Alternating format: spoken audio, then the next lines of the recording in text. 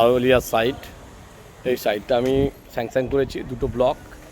এটা আমাদের Bidhannagar municipal corporation থেকে পাস করা হয়েছে। বিধাননগরের অ্যাজ পার রুলস অনুযায়ী কাজ চলছে, আপনি দেখছেন। কিন্তু আজকে আপনাদের একটা দেখাবো যে এই সাইডে এই সাইডে কার্তিক, আজকে আপনাদের দেখাবো এই সাইডে একটা মানুষকে, যে মানুষটা পরিশ্রম করে তাকে আমি দেখাচ্ছি। আচ্ছা, কার্তিক হচ্ছে ইনার নাম, আপনার কী নাম তোমার? নাম কার্তিক ঘোষ। কার্তিক ঘোষ ঘোষ। ও এই সাইডের তো আপনি কী করো? এই কন্ট্রাক্টারই করে। আচ্ছা, তোমার পড়াশোনা কতদূর করা হয়েছিল? মাস্টার ডিগ্রি করেছে। কী নিয়ে মাস্টার ডিগ্রি করেছে? আচ্ছা, পল সায়েন্সে অনার্স নিয়ে কোন ইউনিভার্সিটি? কলকাতা ইউনিভার্সিটি। আর এমনি গ্র্যাজুয়েশন করেছে কোন কলেজ থেকে?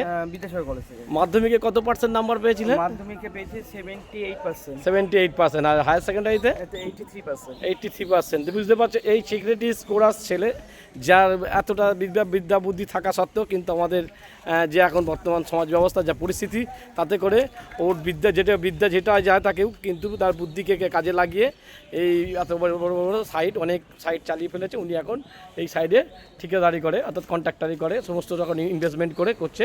পড়াশোনা করেছে, যতবার ইন্টারভিউ দিয়েছে তার যোগ্যতার সহিত প্রমাণ দেওয়ার পরও তাকে চাকরি পায়নি।